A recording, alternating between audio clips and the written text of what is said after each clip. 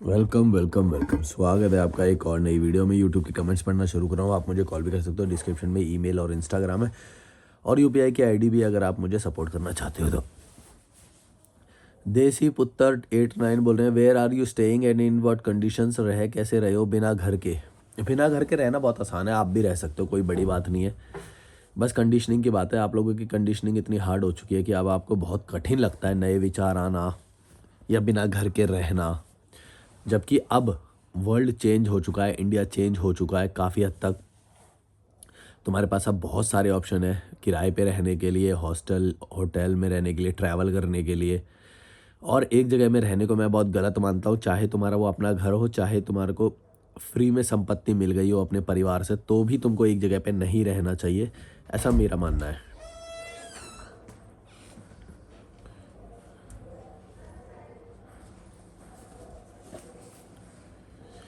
बंद कर देना। इससे आपकी बहुत सारी डेवलपमेंट और जो ग्रोथ हो सकती है, जो नए लोग आपको मिल सकते हैं, वो सब घट जाता है। आज क्रिसमस है, 25 दिसंबर है ना आज। हाँ, 25 दिसंबर है, तो लोग आए हुए हैं छुट्टियों में। तो इसलिए मैं ये समझता हूँ कि आपको नहीं रहना चाहिए घर पे। और कैसे रहना है ये भाई, ऑनलाइन कुछ भी बुक कर लो, कम सामान अपने साथ रखो, खाने पीने का और ये सब आपको बाहर मिल ही जाएगा, कोई दिक्कत वाली बात नहीं है। पैसे कमाओ, पैसे तो वैसे भी कमाने पड़ रहे हैं आपको, चाहे अपने घर में भी आपको देने ही पड़ते होंगे थोड़े बहुत पैसे तो ये कोई बड़ी बात नहीं है आज के टाइम में। तुम जो देख रहे हो, तुम ऐसे समझ रहे हो कि इंडिया अभी भी वही 1960 में जी रहा है क्या? नल्ले हो क्या तुम? तुम्हें दिख नहीं रहा है कितने सारे होटल खुल गए, वेबसाइट पे सारे लिस्टेड है, कोई भी बुक करके चेक इन कर लो कहीं पे भी। क्या नल्ले बने रहते हो मैड दो कि ये कैसे होता है, ये कैसे होता है? यही करते रहोगे क्या? कितने साल तक करोगे, कब तक करोगे? यही सब बहाने मारते रहोगे कि भाई हम तो निकाल दिए तो कुछ नहीं रहेंगे। भैया ऐसा नहीं है, अब बहुत है, कुछ ऑप्शन अवेलेबल है, बाहर निकल के देखो। दुनिया बहुत तेज़ी से आगे बढ़ रही है, एक ही कुएं में फंस के रह जाओगे अगर इन नल्ले लोगों के माँ बाप के और ये बड़े बूढ़े रिश्तेदार और इन सब के बीच में फंस गए तो फंस के रह जाओगे। तुम्हें समझ में नहीं आ रहा? तुम्हारी ग्रोथ रुक रही है, तुम्हारे को छोटी चीज़ों में बांध रहे हैं वो। छोटी छोटी चीज़ों के लिए लड़ना पड़ता है तुम्हें। तुम्हारे को आज़ादी नहीं मिलती किस लड़की के साथ या लड़के के साथ तुम्हें रहना है, ये भी आज़ादी नहीं होती तुम्हें। हर चीज़ से तो रोका जा रहा है तुम्हें। संभोग भी किसके साथ करना है वो भी हम बताएंगे, किसके साथ रहना चाहिए, किससे मिलना चाहिए वो भी हम बताएंगे, वो सब कुछ बताएंगे तुम्हें। तो इससे क्या होगा? तुम्हारी खुद की ग्रोथ कभी भी होगी ही नहीं। तुम उनसे दूर निकल जाओ, फिर जिससे तुमको मिलना है वो मिलो। तुम्हारी आज़ादी, तुम्हारी ग्रोथ, ये सब इंटरलिंक्ड है और उसी से तुम्हारी ग्रोथ होएगी। अगर तुम, अरे यार बहुत भीड़ है आज, लोग बहुत ज़्यादा हैं। अगर तुम उनकी बातें मानोगे तो तुम्हारी ग्रोथ रिस्ट्रिक्टेड रहेगी, ये बात मान लेना। ये छोटी चीज़ों में फंसाएंगे, जो उनकी लिमिटेड सोच है उसी में बांध देंगे। जबकि इंडिया बदल चुका है पिछले 5 साल में, 10 साल में। इंटरनेट आने के बाद, डेटा फ्री होने के बाद कितना सब कुछ बदल चुका है। लेकिन उनकी सोच अभी भी छोटी की छोटी है और वो रहेगी। तो तुम्हारा निकलना बहुत ज़रूरी है, क्योंकि वो रिस्ट्रिक्टेड ही रहेंगे। जनरेशन चेंज हो चुकी है, पिछले 10 साल में तो बहुत कुछ चेंज हो चुका है और आगे भी होगा। तुम्हें भी मालूम है, एआई आने वाला है, अब बहुत कुछ आने वाला है।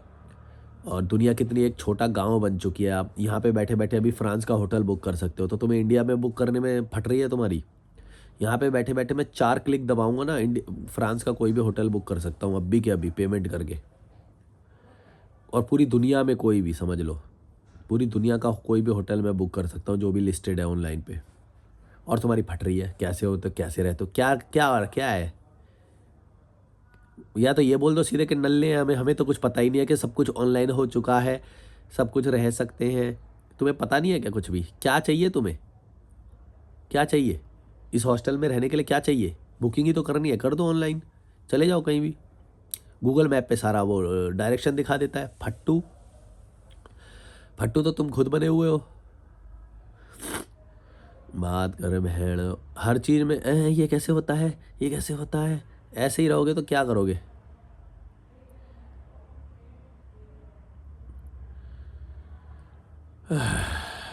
ऐसे कोई सोल्यूशन नहीं होएगा भाई, तुम तो ऐसे ही रोते ही रहते हो हमेशा। आप खर्च करने के लिए धन कैसे अर्जित करते हो, प्लीज़ बताओ, आपके विचार अच्छे हैं। धन अर्जित, अपने जो भी तुम्हें चीज़ पसंद है उससे पैसे देखो कैसे बन सकते हैं। यहाँ पे तुम्हें दिमाग लगाना पड़ेगा। जैसे फिटनेस में तुम्हें इंटरेस्ट है तो फिटनेस से रिलेटेड कोई ना कोई ऐसा प्रोडक्ट या सर्विस इंट्रोड्यूस करो जो कि जिसके लिए लोग तुम्हें पैसा देने के लिए राज़ी हो जाएं। और अगर तुम नहीं कर सकते तो फिर तुम नल्ले के नल्ले बने रहोगे। पहले सबसे पहले अपना घर बार छोड़ो और वहाँ से दूर निकलो, फिर देखो कि लोगों की दुविधाओं को कैसे दूर कर सकते हो आप। वहाँ पे रह के नहीं कर सकते आप कोई भी नया आइडिया, वो तुम्हारी मार लेंगे अच्छे से खोल के अगर तुमने ऐसा कोशिश करी तो। अभी भी नाक थोड़ी सी बंद है। भाई तेरे दांत इतने क्लीन कैसे हैं, वाओ। मतलब पता नहीं रिफ्लेक्शन वगैरह होगा, ऐसा तो कोई ज़्यादा क्लीन विलीन तो नहीं है, नॉर्मल है, ठीक है। सर्दियों में च्यवनप्राश खाओ, जुकाम नहीं होगा। मेरा ओके आप खाओ, फिर मैं नहीं खाता भाई ये सब। डब्बे वाली कोई भी चीज़ ज़्यादा से ज़्यादा ख़राब ही हो सकती है, अवॉइड करो। डब्बे में जो भी पैक है वो प्रिजर्वेटिव के बिना नहीं सस्टेन कर सकता, ये बात याद रखना आप। पैकेट में, डब्बे में, ये जितनी भी चीज़ें आ रही हैं, चॉकलेट्स हो गई, चिप्स हो गए, जितने भी ये तुम देखते हो, नॉट गुड। चाहे कितना भी तुम्हें वो हेल्दी बोल के बेचे या कुछ भी बेचे, नॉट गुड। कोशिश करो कि खुली चीज़ें खाओ, फल फ्रूट खाओ, अंडा खा लो, पनीर खा लो, वो भी अनपैक्ड ही हो तो ज़्यादा अच्छा है। जीवन का आनंद लेना है तो अकेले रहना सबसे अच्छा उपाय है। अकेले रहना मतलब तुम किसी से भी मिलो, तुम किसी से के साथ रहो। अब जैसे तुम लोग बोलते हो कि भाई तुमने तो गर्लफ्रेंड पटा ली और ये सब वो सब। मैं बोला मैं आज़ाद हूँ, मैंने जीवन के सारे एस्पेक्ट्स को पहले ठीक किया। जब मेरे वो एस्पेक्ट्स ठीक नहीं थे तब मैंने ये सब मैं खुद भी मना करता था, मेरे साथ भी कोई नहीं था। पहले जीवन के सारे एस्पेक्ट्स जो इंपॉर्टेंट है वो ठीक करो, आज़ादी, फाइनेंशियल फ्रीडम, और जो तुम जैसे पैसा कमाना चाहते हो वो एस्टेब्लिश कर दो एकदम। तब जब तुम फ्री महसूस करो तब तुम कुछ भी करो, तब ज़्यादा फ़र्क नहीं पड़ेगा।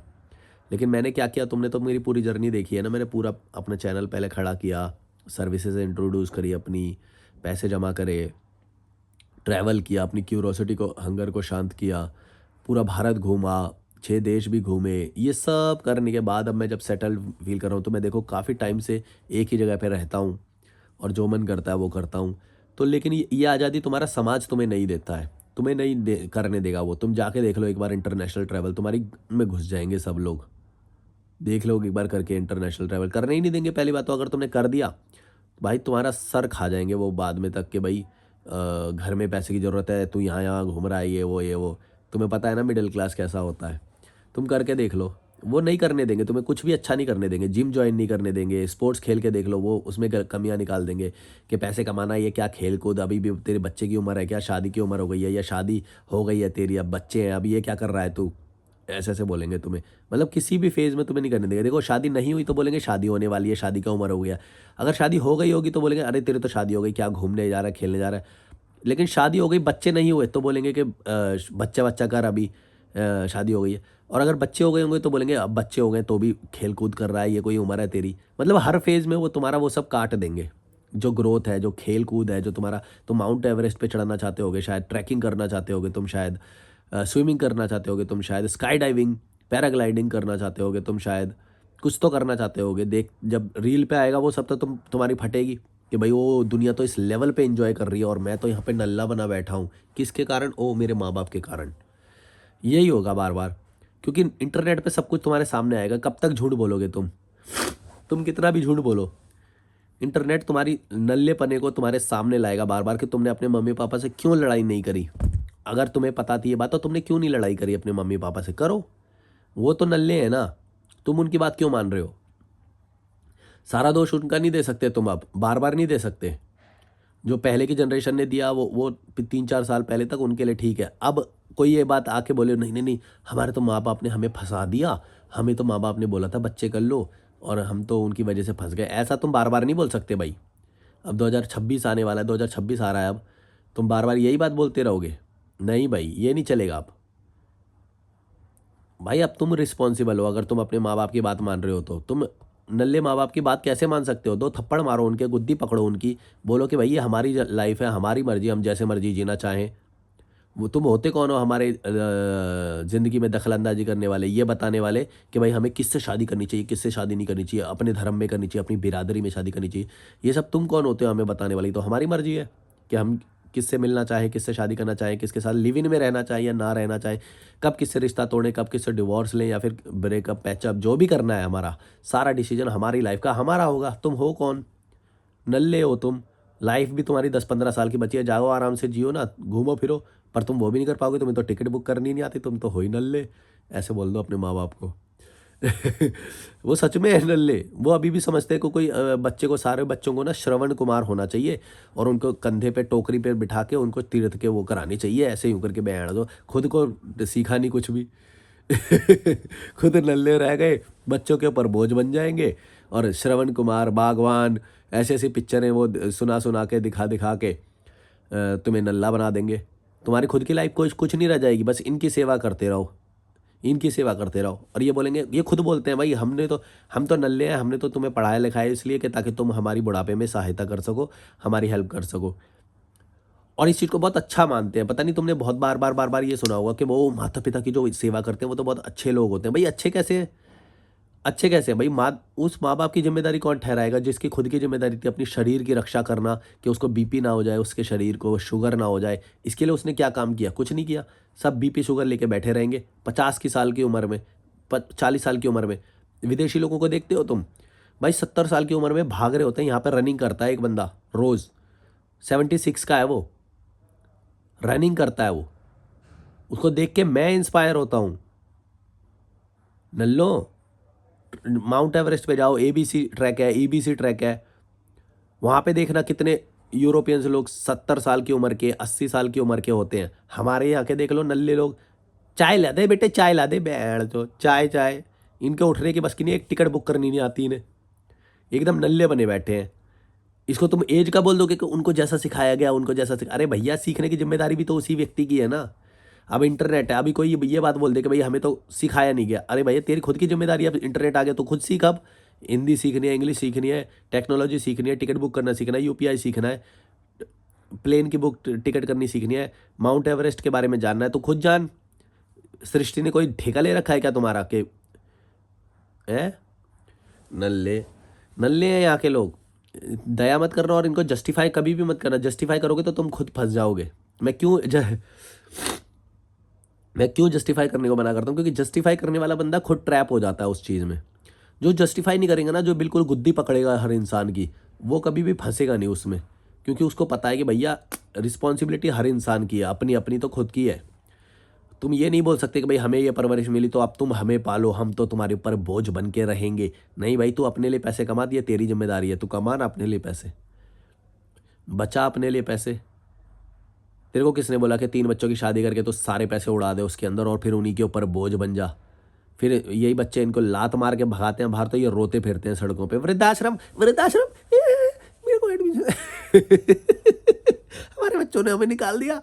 एक तो ऐड आती है इस पे, यूट्यूब पे भी आ जाती है कभी कभी। ऐसे कोई एक ना बेचारी किसी कोई बूढ़ी बूढ़ी उसकी इंटरव्यू ले लिया, बैंड तो वो आ जाएगा इंटरव्यू, 5 सेकंड की स्किपेबल वीडियो होती है वो, है ना, और वो आ जाएगी एकदम बीच में आ जाएगी, हे मेरे 4 बच्चों ने मुझे निकाल दिया, मैं बढ़वी।